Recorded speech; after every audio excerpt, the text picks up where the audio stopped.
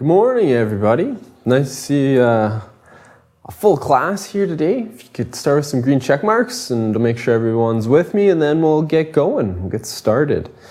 As well, if there's anything from the previous unit, so Unit 7 that you had issues with, couldn't get, something in the learning guide, whatnot, let me know in chat and we can go through any of that stuff. But if not, we're going to jump into vectors and displacement, which is the beginning of chapter 8, which is kind of our introduction to motion. So two chapters on motion, and that's it. I wanted to show you guys one web page I kind of stumbled across in related to some of the material we were talking about before, and then we'll jump back into this stuff. So a few of you guys are typing, so I'll just give you a chance to finish typing if you had any questions or anything like that. But if not, we'll be on Unit 8 and 9. Do I think we'll get through Unit 8 this week? No. I think there's 3... Well, I shouldn't say that. We might. It's not like terribly difficult stuff, and there's not a lot of material. We're going to have class twice this week. The following week is kind of a weird one because we have the long weekend, and then the 24th is a Tuesday after the long weekend, which is a non-instructional day. So all of the teachers in the district are getting together to discuss the new curriculum. So you guys will only have 3 days of class, or I guess 2 days of class because you don't have class on Friday. And you'll have social studies one day, and then I think Mrs. Ward's taking you guys to the museum or something like that. So we'll have 2 blocks of science this week. We won't have any science the following week. And then we're actually into June already, which is crazy. So Unit 8 has 3 lessons in it. I don't know if we'll be able to get that done in this week. We might. I don't want to push it. There's no point in rushing. Then Unit 9 has 2 lessons in it. And that's basically it. There's 5 sort of lessons left. We'll spend some time doing some review. We'll spend some time looking at a review of like all of the different units we've done. And then after that, you guys will write your provincial and the year's done. So we're definitely in the home stretch now, guys. And it's great to see a bunch of you in class. So we'll just keep plugging away. All right, so just got to your question, Abby. One question is about dating, so like radiometric dating or radioactive dating. Can we use carbon-14, uranium-235, or potassium-40, depending on the age and composition of the item?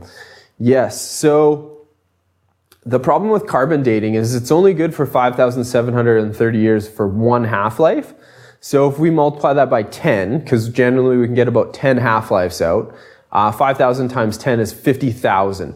So if we wanted to date something that had carbon in it that was older than 50,000 years, then we wouldn't be able to use carbon-14 dating as well.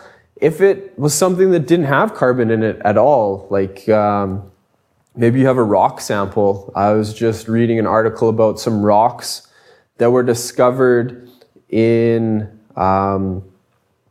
the like Australian outback, I think, and kind of a weird layer of soil or something, and there are these meteorites, and they were really old, obviously, so meteorites wouldn't have any carbon-14 in them, and if they did, it would all have decayed into nitrogen. So basically you use something that allows you to kind of be in the date range you're hoping for, and something that has some of the composition that you're looking at. So you wouldn't use carbon to date like a rock, because we wouldn't be able to find carbon in a rock.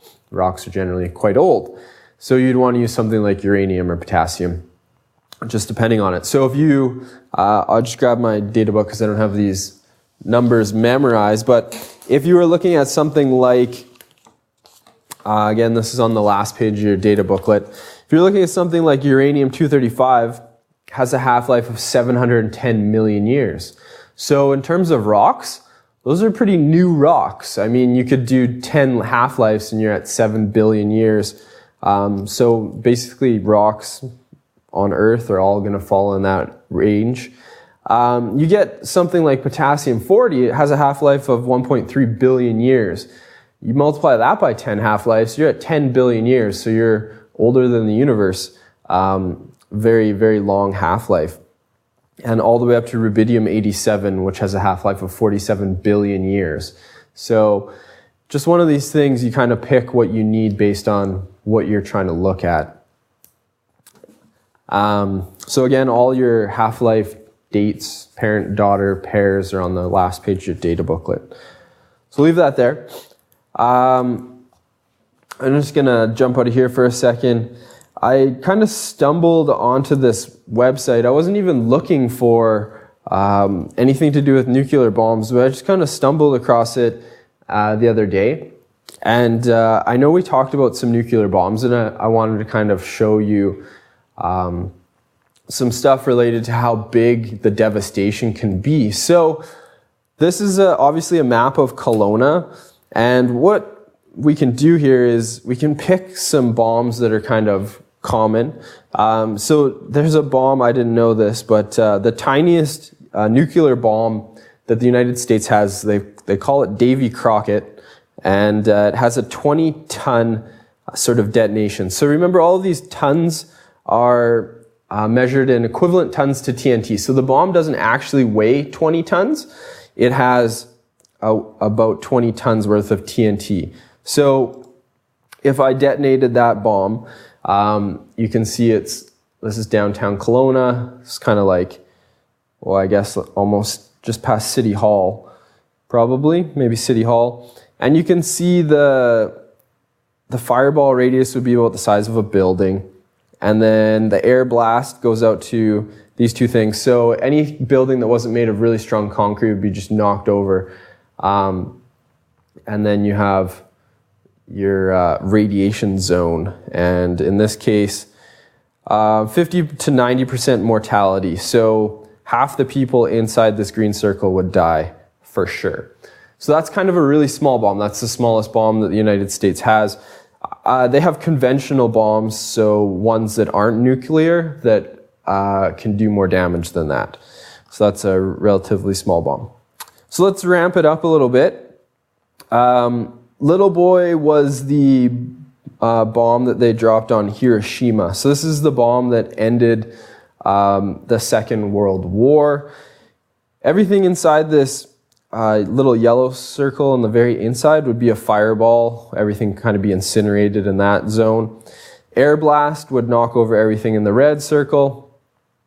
And then again, everything in the green circle would be kind of irradiated.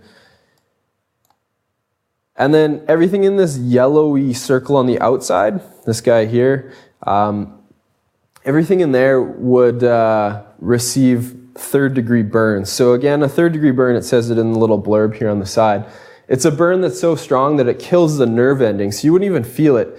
Burns through all 3 layers of skin, very severe burns. So that was about the size of the bomb they dropped on Hiroshima that ended the war, would take out most of downtown Kelowna and a little bit kind of out towards Rutland and out towards the Mission.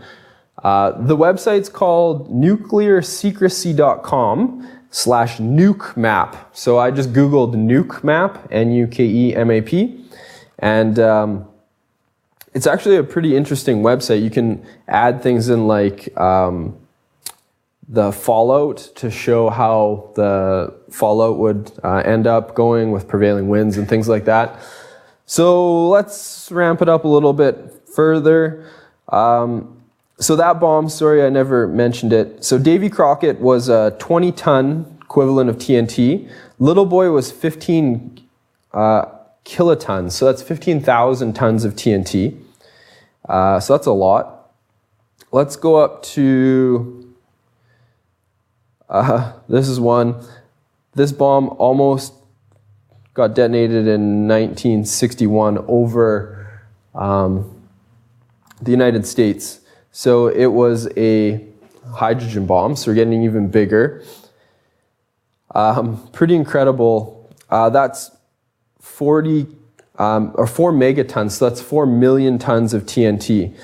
Again, everything inside of this little circle, this yellow one in the middle, would be incinerated. Everything up to the gray one would be knocked over, and everything out to here would be burned. So that would burn everyone from Lake Country, well to the Mission, all the way down to Peachland. Pretty crazy stuff. And does anyone remember how big the SAR bomb that we talked about was? So this was a 4 megaton bomb. The SAR bomb was a little bit bigger than that, way down at the bottom here. The SAR bomb was 50 megatons. So if we look at the devastation of something like that, the first one on the inside is the fireball, so that would be most of Kelowna. The air blast would knock over everything from West Kelowna up to McKinley Landing down to all of the Mission. All of Kelowna would be essentially knocked down. I think the most amazing part of this one is the outer circle here, the thermal radiation. So 3rd degree burns from Armstrong all the way to Oliver, almost up to, like, we're talking past Big White, and then almost to Merritt. Everyone in that area would receive 3rd degree burns. So it's absolutely amazing. And that was only half as big as they had planned. They planned on making this bomb 100 megatons, that's 100 million tons of TNT, but they left the 3rd stage out. So that would be Oliver to Aspen Grove to Enderby, almost all the way to Nakusp, would be 3rd degree burns. So kind of scary, kind of amazing that we have the ability to do that, and frightening at the same time. Hydrogen can be used in fission as well as fusion because I know that the sun, a fusion reaction occurs when hydrogens wake. So yeah, we use fusion in bombs. The only way we can create enough temperature and pressure to fuse atoms together really quickly is by detonating a fission bomb first. So the fission bomb allows a fusion bomb to occur. So these bombs have multiple stages. The stages kind of happen within fractions of a second, but yeah, in order to create enough pressure, enough temperature to fuse helium or fuse hydrogen together, you need to detonate a fission bomb first. So hydrogen bombs or fusion bombs, H-bombs, require fission to get them going. And then once you've got enough energy, enough pressure, enough temperature, you can fuse things together, which creates even more devastation. So the SAR bomb, that was a fusion type bomb. If you go to the site, it's really cool. You can do things like add in fallout, and it shows like radiation clouds and all sorts of really interesting stuff. So if you want to play around with that site, you can. What are they planning to do with nuclear fusion in the thing in Europe or Germany somewhere underground? They're testing fusion technology all over the place right now, and every once in a while they get a breakthrough where basically they get some energy out. The problem with fusion is you need to get, they take protons and whip them around really fast, so hydrogen nucleus, just protons. In order to get them going fast enough, in order to get them going hot enough, in order to create enough pressure, you have to have a lot of energy involved. So you're putting in lots of energy to get the fusion going. So we can get fusion going on Earth. They put them in these big, they're kind of like donut shaped, and they're hollow on the inside, and then the plasma runs through the inside of the donut. And because if the plasma were to touch the walls, it would melt through it because we can't contain this plasma. So we put in these big donuts. So we get it spinning around a donut really fast.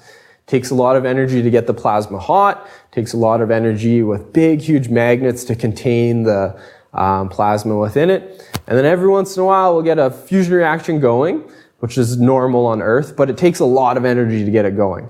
And then we get it going for a little bit. Perfect. But it took so much energy to get it going that we're not getting as much energy out as we put in. So that's kind of where we're at with fusion right now.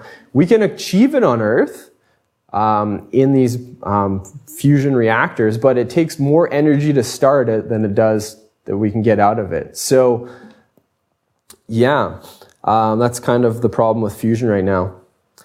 They call it cold fusion because we want fusion to happen at temperatures that are low enough to not melt through things. When you hear things like cold fusion, we're not talking about fusion that's cold, like ice cold. It's just fusion that's happening at a temperature that isn't like astronomically high, like in the center of the sun or something like that. So cold fusion is kind of, if we achieve fusion in an environment that we could produce in a laboratory, that's what cold fusion is. Do stars contain plasma? Yeah, plasma is another state of matter. So you have solid, liquid, gas are the kind of three normal states on Earth, and then plasma. So fire is kind of like a plasma, like the flames from fire. Yeah, it's just another state of matter. So the sun is just a big ball of plasma, essentially, yeah. So to answer your question, in Europe or Germany, there's a fusion reactor in Vancouver at UBC. It's a Tomahawk, I think, reactor.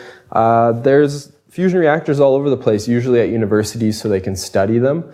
I don't know if you're thinking of CERN, the Large Hadron Collider, maybe. Ava, is that what you're thinking about? The particle accelerator in Switzerland and on the border there, where they get particles going really fast and smash them into each other and find really small particles. Yeah, so that might be, that's a particle accelerator, which is a little bit different than a fusion reactor. It's kind of the same thing, though, when you really think about it. We take things, speed them up really fast. But the Large Hadron Collider is several kilometers long, and fusion reactors are typically fairly small, like be contained within a building. So there you go. That's it for fusion. I wanted to get into Unit 8. So here we go. Vectors and displacement. We're going to talk a little bit about this sort of stuff. And you'll definitely need a calculator. You'll definitely need some paper today. We might not use a calculator today because the math will be pretty basic, but you'll need a calculator for Units 8 and 9 for sure. Scientific would be great.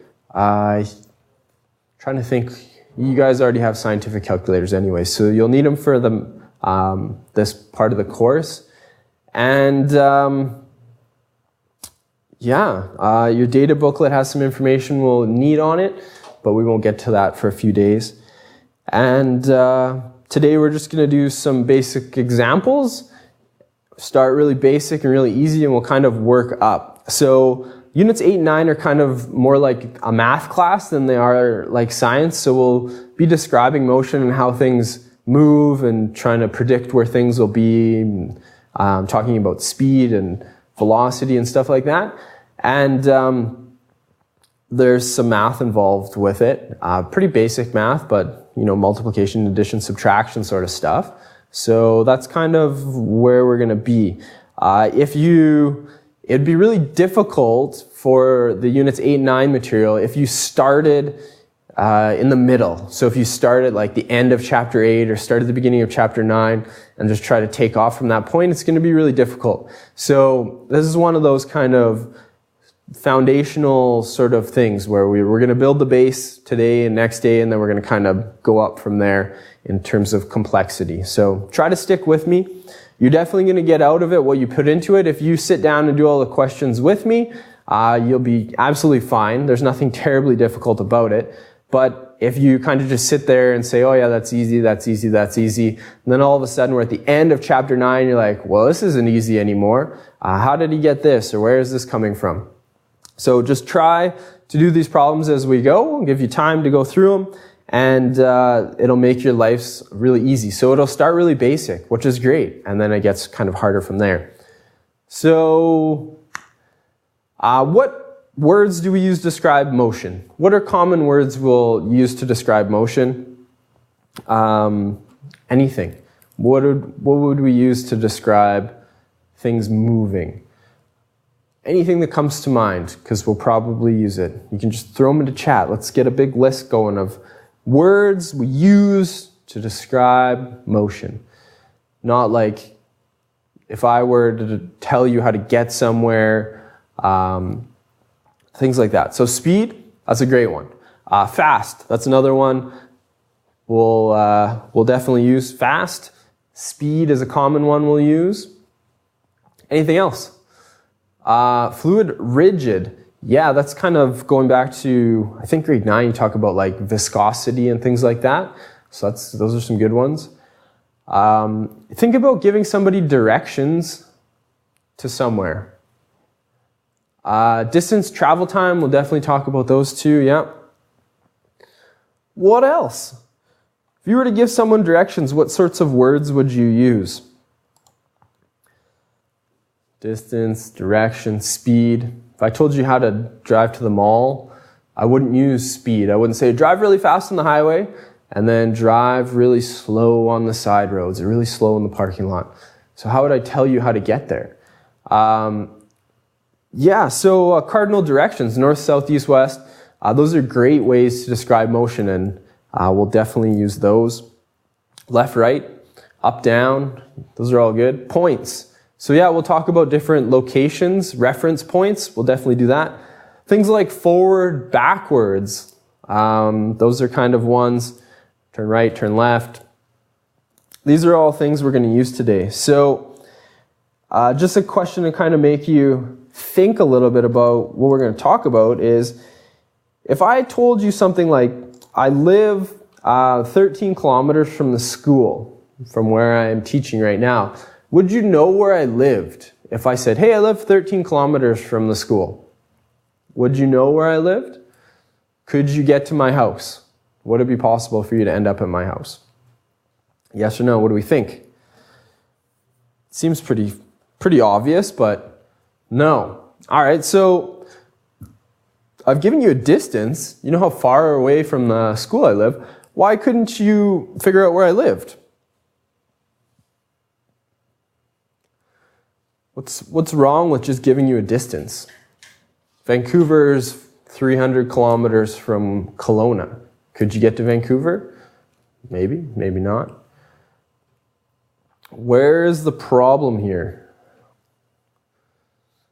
So we're going to run into things like north, south, east, west. You don't know which direction go. And those are the exact problems we're going to run into a lot. So that's kind of one of the big ideas of this section is, when we tell people to give them directions to go somewhere, we can't just tell them how far something is. I can't say, hey, my house is 13 kilometers away. We need to give them a direction as well. So you could, Alex, and that kind of gets back to, remember we did triangulation with earthquakes. If you have 3 spheres or circles where those 3 points intersect, that's where it is. So we're not actually going to do that, but you're exactly right. 13 kilometers is a radius around the school. My house has to be somewhere on that 13 kilometer circle, but you don't know exactly where. So we're going to talk a lot about it today and over the course of the next few days. But when we talk about giving someone directions, we need to give them a distance and then a direction. 13 kilometers to the north or 13 kilometers along this road, things like that. So direction makes a big difference. There's going to be some words that are that you've heard before, but they're kind of unique to this unit. So magnitude is the size of the measurement. So that is a really complicated way of saying the 13 kilometers, that's a magnitude. That's the length of the distance or the length of the trip you wanted to do. Some things have no direction associated with them. Things like time. Hey, it took me an hour to drive to Vernon. There's no direction associated with time. It doesn't really matter which direction I drove. It's, an hour is an hour. So these things are called scalars. And then there are quantities that have a direction associated with them, and they're called vectors. So these are 2 really important vocabulary terms. that we're going to talk about. So something like, hey, my house is 13 kilometers away from the school, that's a scalar. That's measuring a distance. But as soon as I say, hey, my house is 13 kilometers south of the school, I've given you an additional piece of information. I've given you a direction. So now that distance is changed into something called a displacement, which is now called a vector. So we're going to talk a lot about scalars and vectors, and they can be really similar to one another, but just remember vectors have some sort of direction associated with them, where things like scalars, they don't. So we'll look at some examples, and we'll go from there. So again, talking about the vocabulary of physics, scalars just have a magnitude, so they just have a distance associated with them. Vectors have a distance and a direction. So if we were to look at the example here, add the two vectors below, what would the resultant vector be? So we're going to talk a lot about adding vectors, and the best way to describe a vector is to draw an arrow. And arrows are really great because they have a particular length to them. The longer the length, the greater the magnitude. And we can indicate direction really easily. If we have an arrow going to the right, we could have an arrow going to the left, we could have an arrow going up or down. These are the kinds of things we are going to be dealing with today. I've seen the movie Despicable Me, but the guy names himself Vector. Is that the bad guy? And does it have to do with this? I guess I just kind of watch it in the background while my son's watching it. Vector. Vector means different things depending on your context. So does anyone know the definition of vector kind of with respect to biology? There's a unique definition of vector in biology compared to physics. If I was talking about vectors in biology, what would I be talking about? Does anybody know? Any biology fans out there? Nobody. Vectors in biology refer to how diseases get transmitted. So if you're talking about the spread of maybe the Zika virus in Brazil right now, things that transmit the virus are called vectors. So mosquitoes are vectors, humans would be vectors. Anything that transmits the virus takes it from one place to the next. Kind of the same idea as what we're dealing with vectors, but just in a different context. So when we add vectors, we're always going to draw them tip to tail. And this is kind of something that is more important if you were to move on to physics in grade 11. Right now the questions are pretty basic and you can just kind of look at them and visualize them, but adding vectors tip to tail is a great habit to get into because once we get into a little bit more complicated type questions, it'll just make everything a lot easier. So what do I mean by adding them tip to tail? So add the two vectors below. What would the resultant vector be? We've got a lot of vocab happening here. We've got things like magnitude, vector, resultant, things you've never really heard in this context before, but it's really straightforward. So if I have a kind of like my starting point here, this is where I'm starting. And basically this question is written in terms of a picture instead of words. I could say, hey, you're at the mall and you moved 25 meters down the hallway in the mall, you went into a store, and then you moved another 10 meters down the hallway. Which store are you in front of, or where did you end up?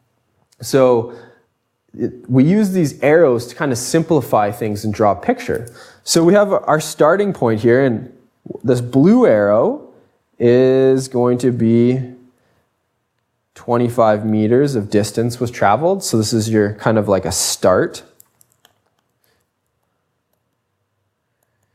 And then maybe you took like a break or you went shopping in a store. And then you went an additional 10 meters. Now notice when I draw these arrows, I'm not good at it, I'll admit it, but I try to kind of draw them to scale. So I don't mean that I need to draw a blue arrow that's 25 meters long on my page, but if my blue arrow is representing 25 and my red arrow is 10, my red arrow is roughly half as long as my blue arrow. And it just really helps to be able to visualize what's going on. That's why we use arrows. And in this case, you can see I've drawn them tip. So the tip of my blue arrow here is the tail of the red arrow. So for all of these questions, we're going to end up with some sort of resultant. And the resultant is from where you started to where you ended. Now, in this case, the black arrow, which we're calling the resultant, kind of sounds like result. Think about it in terms of math. How long is the black arrow? If I started, moved 25 meters, then moved another 10 meters, my resultant in this case is 35 meters. Perfect. Yeah. So like I said, these are going to start very, very basic, and then we'll get more and more complex as things go. But the resultant is 35 meters. Is there another way I could say this? Is there something that's kind of implied with the arrow that I've used? And I guess getting back to the original question I asked at the beginning of class, if I lived 13 kilometers away from the school, you wouldn't really know where my house was. In this case, does it make a difference that the arrow is drawn in one direction as opposed to another direction? Is the direction important? I would say yes, it is. So instead of saying the resultant is 35 meters, if I've drawn a picture, it's obvious, but if I'm trying to explain it to somebody, I might want to tell them it's 35 meters to the right. Now, there's going to be no confusion here. They're going to know that I've gone 35 meters and the direction I've gone. So this is kind of where the section gets, I don't want to say it's confusing. It's not necessarily confusing, but we just want to be specific with our answers. If we have a direction to include, you want to include it.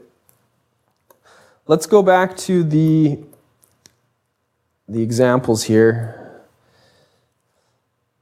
All right, so anytime we're adding vectors, we're always going to draw our arrows. We're going to draw them roughly to scale, and we're going to draw them tip to tail. You're always going to end up with a resultant. And the resultant is where you're starting to where you're ending.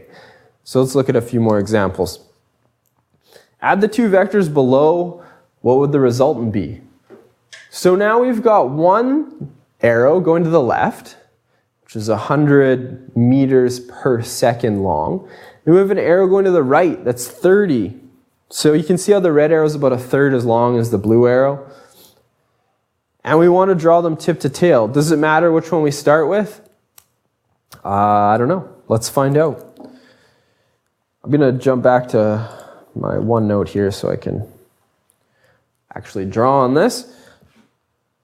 All right. I'm gonna just start with the blue arrow because that's what I did with the previous question.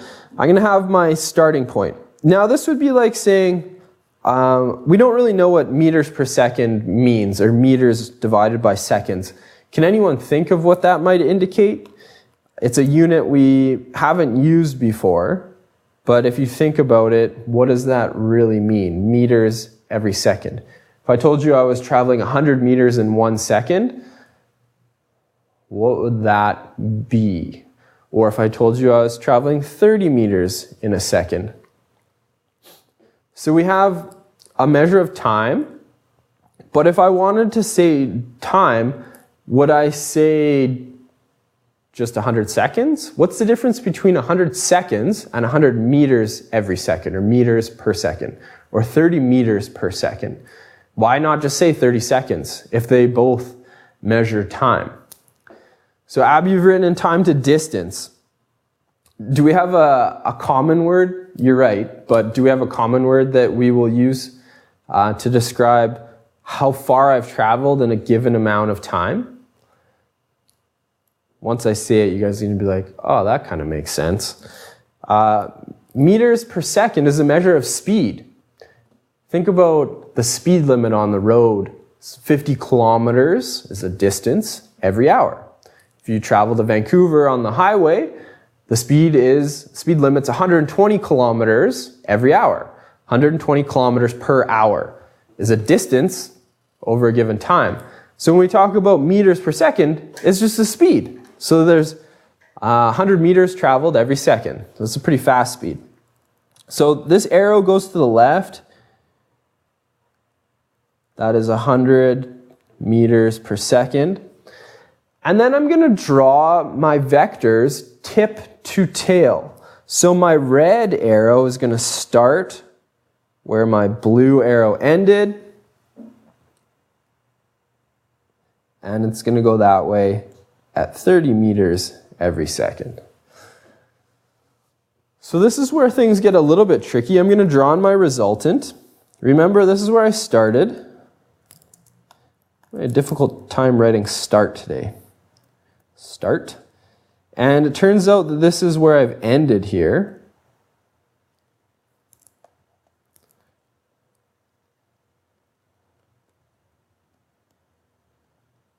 So my resultant is from where I started to where I ended.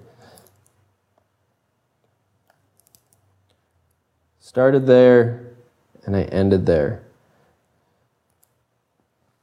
So what is the length of the black arrow, or what I'm calling the resultant? What's the length of this? And does it have a direction associated with it? If I traveled, if I was traveling at, let's say I'm flying in a plane, traveling at 100 meters per second, and the wind is pushing me back at 30 meters per second. How fast am I actually going?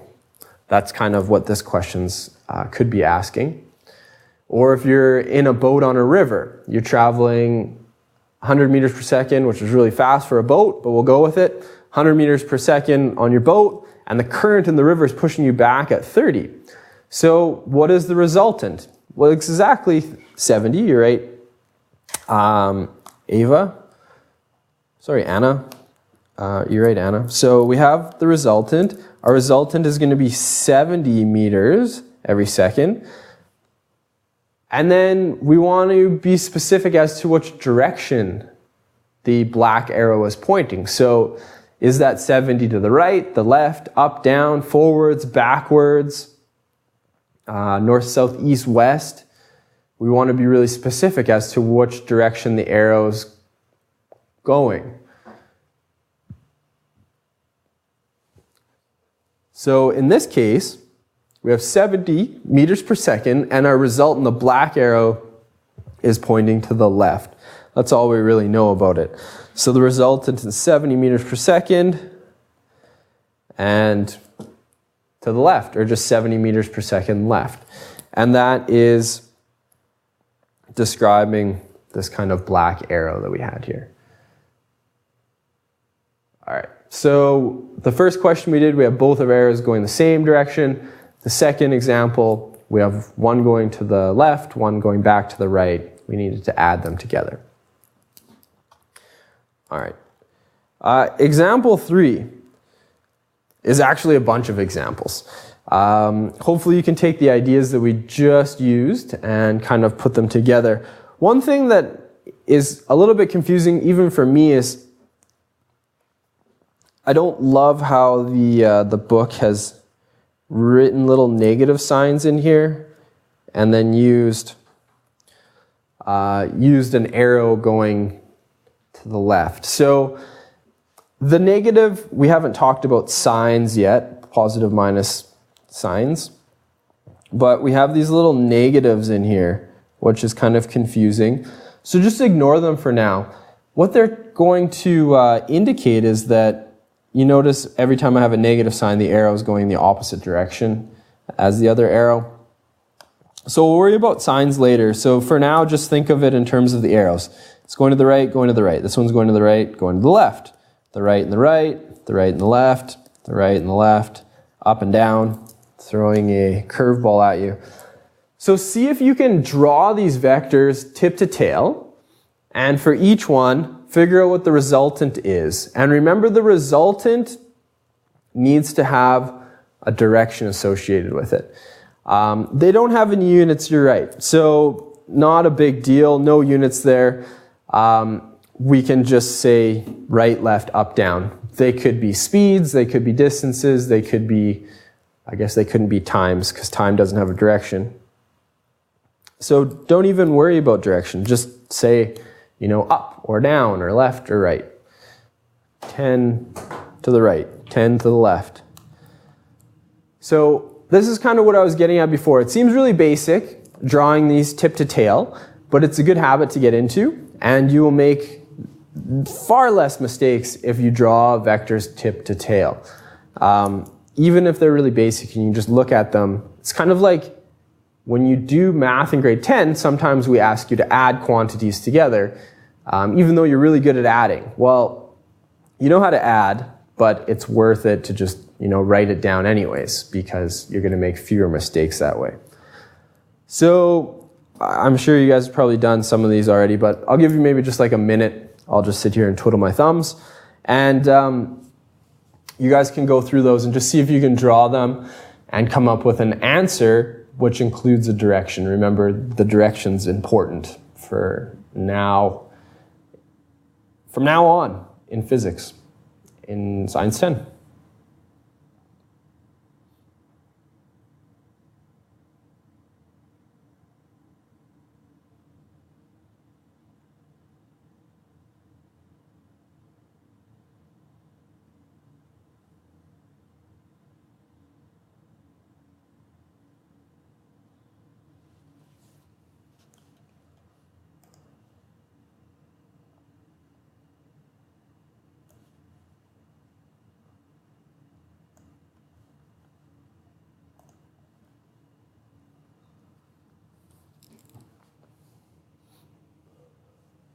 All right, I'm thinking you've got some, if not all of these done. I have the benefit of being able to use lots of colors. You guys may or may not have the option of using colors at home. It's not important that you do use different colors like I do. I'm just using colors to kind of distinguish between the different arrows. So definitely not important. I'm going to try to do this to leave myself as much room as possible so I get them all in here. So the first one here, think about drawing like a dot to start these. And the first one is 5 to the right, and then another 5 from there. So I have 5 and another 5. And from the start to where I finished has a length of 10 to the right. So that's it there. That's all you're doing.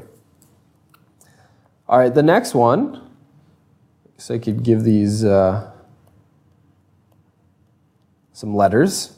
Letter B is starting here, looking at my first arrow, it's 5 to the right, and then I have 5 back to the left.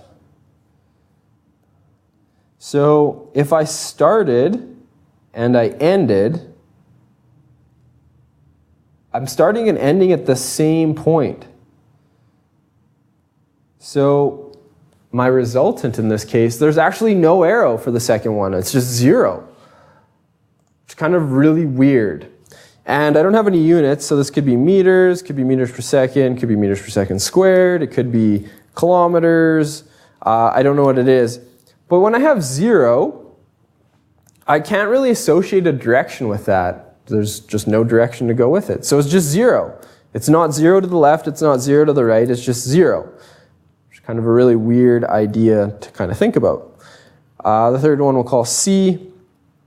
So my first arrow here is 5. I have my starting point. I have 5. And then my red arrow is going to be twice as long. That's going to be 10. So if I start here and I end over here, I've traveled 15 to the right. Guys, hopefully you're recognizing patterns here. Slide D in up here. So my first one for letter D is, I'm starting here. I'm going to go 5 to the right. And then I'm going to draw my vectors tip to tail. And my second arrow is actually going to go past where I initially started. So if I were to draw a resultant, if I started here and I ended there, that's 5, and this is to the left. So that's a bit of a tricky one, letter D. 5 to the left.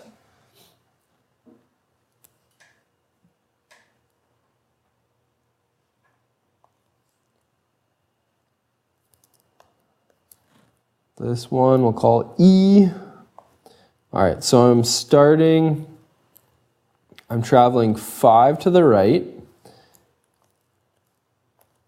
And then from there, I'm going 15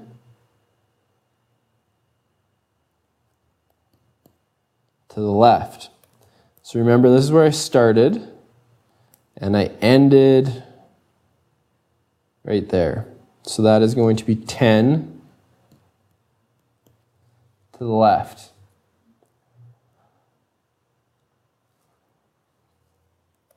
We'll do the last one. Things going up and down are no different than going right or left. So I'm going to go up 10. And then my second arrow is going to go down 5. And if I think about where I started to where I ended, that's going to be 5 up is my resultant. All right, how do we feel about those types of questions? Are we all feeling okay?